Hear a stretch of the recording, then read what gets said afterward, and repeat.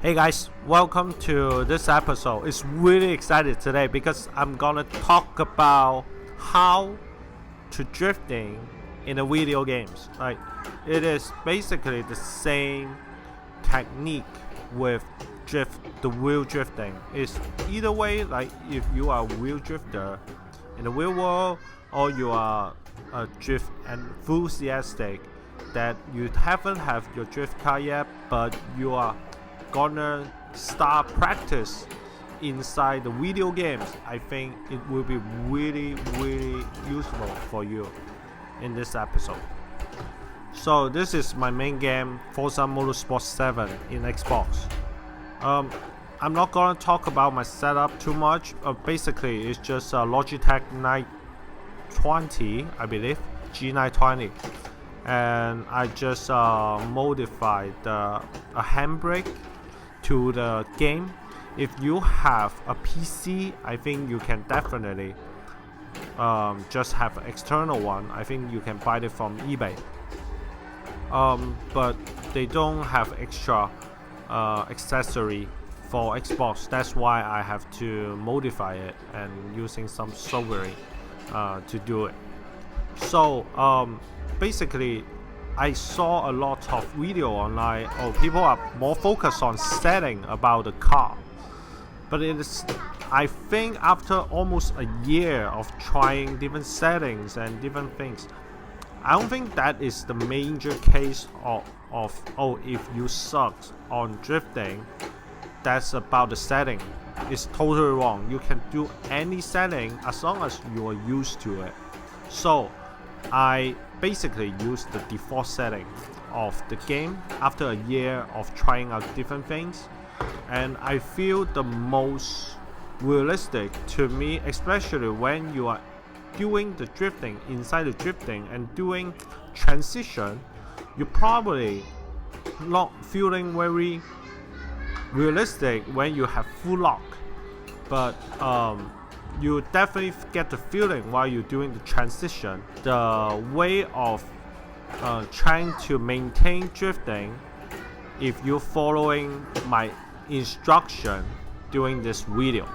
So first, let's talk about the steering movement. So when are you gonna counter steering? When are you going back from your fully countered is the most important for drifting. And how do we determine the timing while you are doing the drifting or beginning of the drifting? How many angle you need to know, and that's all you need to know from drifting first. So in video game, actually the secret of drifting is measuring the swinging speed of your front of the car when you are in the driver. So during drifting, you have your front swinging one way to another all the time, but the way to counter back is the time when the swing to the end almost stop it, because it will accelerate while they start swing, and then they will decelerate once they hit to the full angle, and once it stops, it's the time to counter back. And then you quickly feel the car is back to control. And then if you try to add more angle at this time, as I do, because you have to maintain drifting, otherwise the car will back to straight, right? Or maybe maintain drifting, and you can do whatever, like add more angle by countering back, or reduce angle by slightly straighten the car back to the center. Oops, my bad.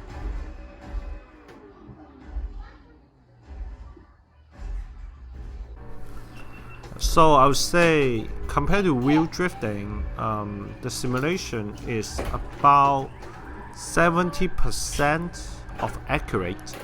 I think to use to a car to another, you usually on that sweet spot. Like you probably understand 70% of the drift mechanic, but you use the rest 30% to get used to a new car. When you pick, like for example, my E36 M3 compared to my current my S13, the feeling is so much different because the weight distribution is different, the engine reaction on the throttles is different, the steering feeling is different, and the alignment setup is different. So basically,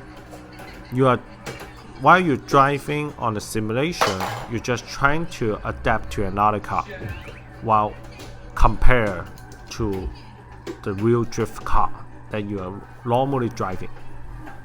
That's how I treat about. It's all challenging. Both sides is challenging, but you get learning out of it by the end. So don't blame to anybody like, oh, your wheel setting is not good, your game is not the best game, realistic game. It's all about learning curve and muscle memories by the end, and then you will sure for more sit time. Like I can tell you, I at least spending in this game Forza Motor 7. Before that, I do Forza Motor 6. About a year, about at least 4 hours a week. So which is about 52 weeks, 200 hour per year. Right now I have about a year and a half, so it's about 300 hours already in just sitting in this game lap after lap to understand and trying different settings and trying different cars and try to learn drifting on video games. So as you guys can see right now, I'm just starting tandeming with people. At the beginning, maybe you guys are just like me. I feel those guys are unreal, like how they can be so fluent, so smooth on every turn. But right now I finally figure out, like, it's all about practice. Like there was no shortcut, there was no like gear that you can build up to do it. It's just like shooting games. It's just like the other kind of like if you play Fortnite, right? So how can you be master? How do you survive like through 100 people? So that's requires skill, require practice, and a lot of failure over the time. So that's all about gaming, right? That's all about the fun. Like when you can achieve that, you can make like cool videos while you're tandeming with random people. Okay, let's go back to the topic. How to improve on drifting, or maybe how to learn drifting in video games. So what I start learning it is just find any car, then wheel drive in the game, and use the clutch in, and pull a handbrake, and then counter steering. And you most of the time, and then follow all the way. Try to follow like smoothly. And then you keep spinning out, right? So just following my previous instruction is trying to see how the front is swinging, and then by the time when it's too slow and then get to the stop point, and then you counter to the other way and try to straight the car, and then you finish your move of drifting. And in Forza Motor, I suggest everyone start from second, because you guys see I'm using third. This is more like the advanced. Like how we learn drifting is we start from first gear in real life, donating, figure eights, etc. And then you shift up to second gear because it's much easier to control in lower gear because your wheel spinning is not as fast, and then every movement is much slower on a lower gear. So start from lower gear and then grind up to the higher gear once you are master on the second gear, for example. So let me talk about something more advanced, like which, like, if you guys are already able to link all the turns inside the game and you're trying to start tandeming with your buddies, I think that would be useful for you. What I have found is find a car that's slower than you as a front car, so that you don't need to be always like keep up your speed, or maybe like get out of your comfort zone. Like for example, you used to have 100 miles on this corner.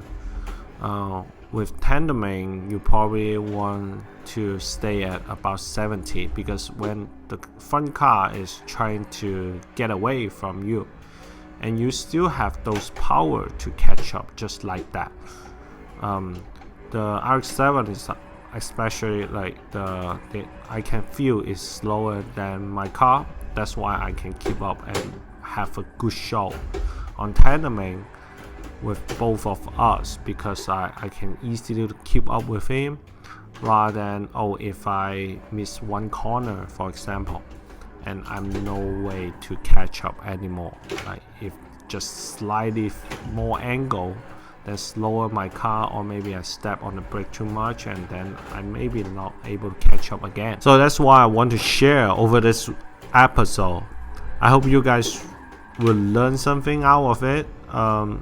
If you have different comments on how to make a better learning curve on your drifting in video games, feel free to leave a comment inside. I'm really happy to discuss or share to the audience in this channel. And maybe in the next video I could include more of the tactics footage, so that we could talk about more in depth about how to handling each corner. And also I also want to include some footage, like the footstep, how to do it, catching, how to control follow, how to brake in during the corner. I think those will be very useful too. So yeah, stay tuned for the next one. I hope you guys enjoy it. I'll see you guys next time.